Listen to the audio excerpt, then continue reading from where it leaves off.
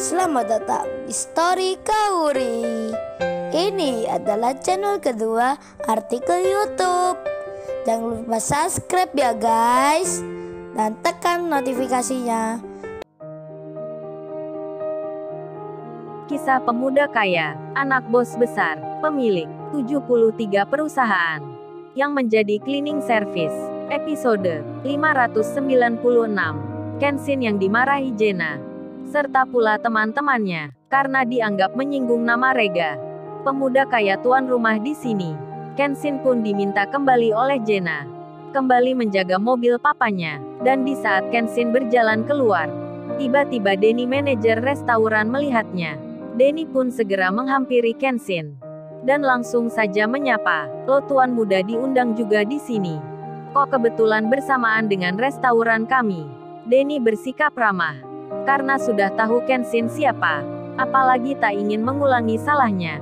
Hingga sapaan Denny itu tentu saja membuat Sandria serta Jenna dan juga teman-temannya menjadi terkejut semua. Sopir itu dipanggil tuan muda.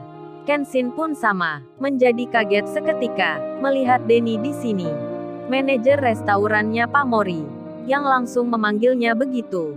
Dengan sigap Kenshin membalasnya, bicara balik pada Denny. "Oh maaf Pak, saya sudah makan, jadi tak perlu memberikan roti itu." Kenshin mengalihkan pembicaraan tersebut sambil menggerakkan tangannya ke Denny. Kenshin memberi tanda, dan Kenshin melanjutkan bicara. "Oh ini Pak, saya seorang sopir, bukan tamunya yang punya pesta. Jadi Bapak berikan roti itu ke tamu yang lainnya." Denny pun terdiam.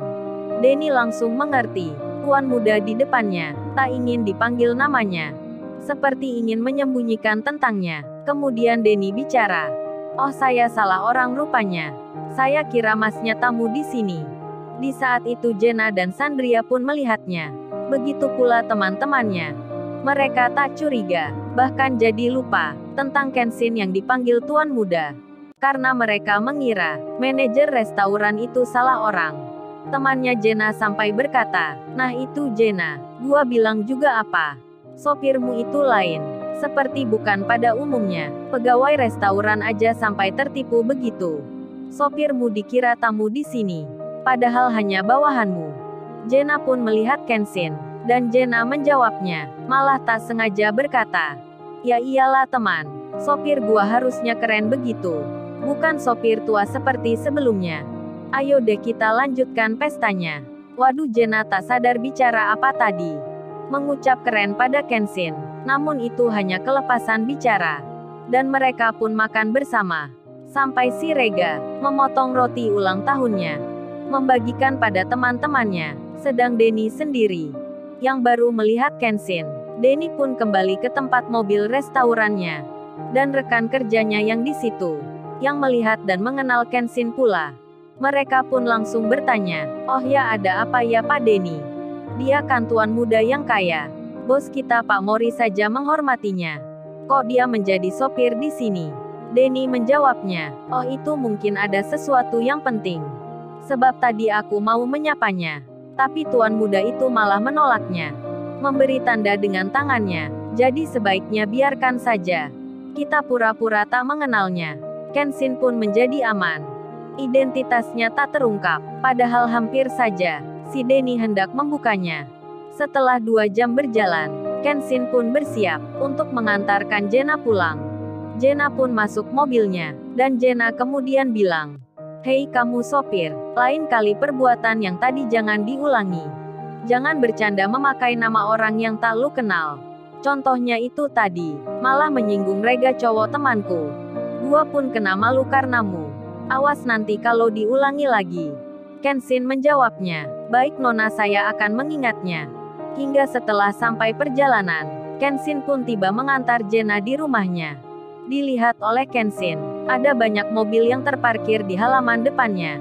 Si Jenna pun sama, melihatnya juga. Si Jenna langsung mengira, "Oh ini tadi yang dibilang mama, tamu-tamu papa, para pemimpin-pemimpin perusahaan."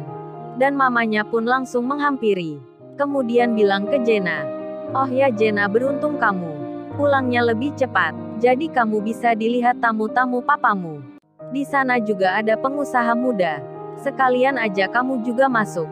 Ikut rapat sama papamu. Itu kan orang-orang penting semua.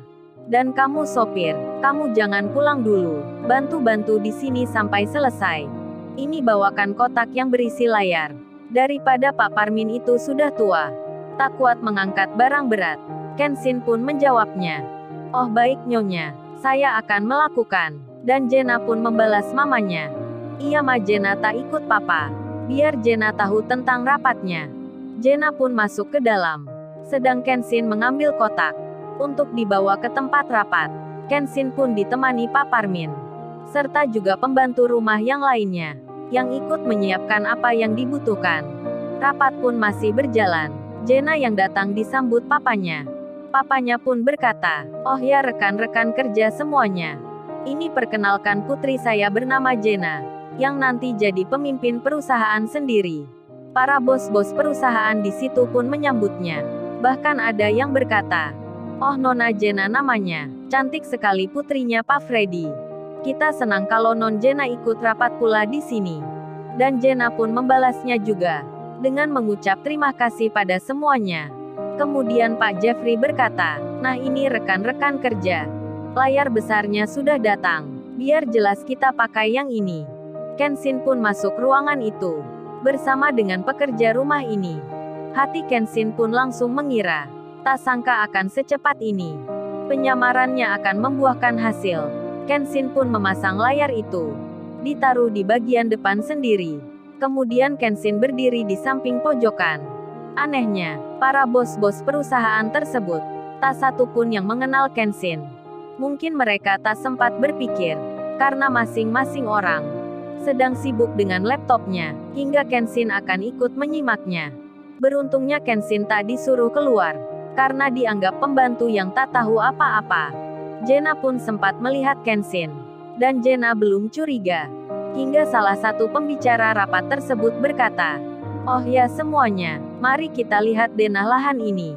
Ini adalah tanah-tanah yang nanti kita akan bangun proyek di situ.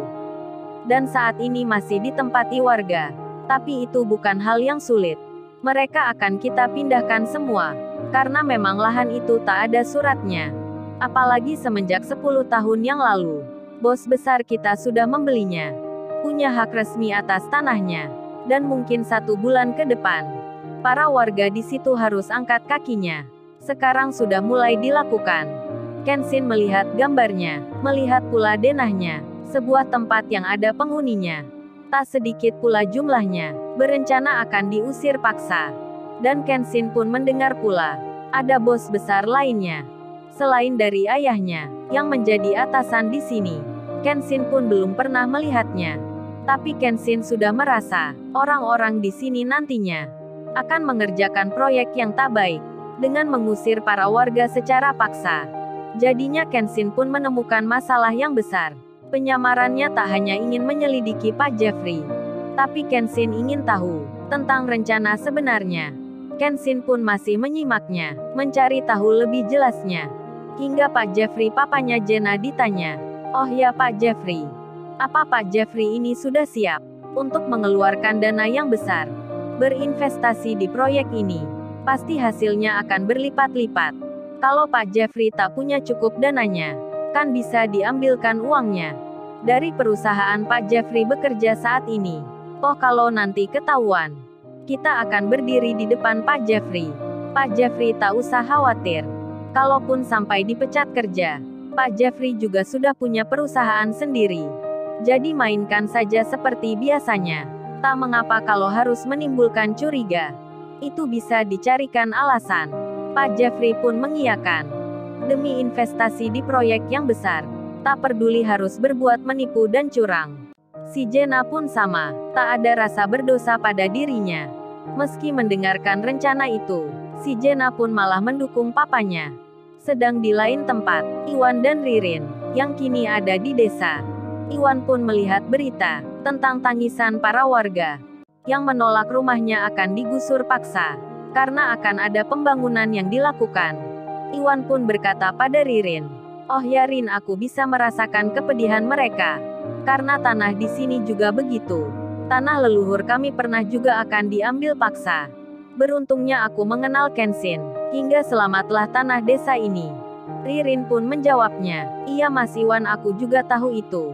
Aku kan ikut ke sini pula.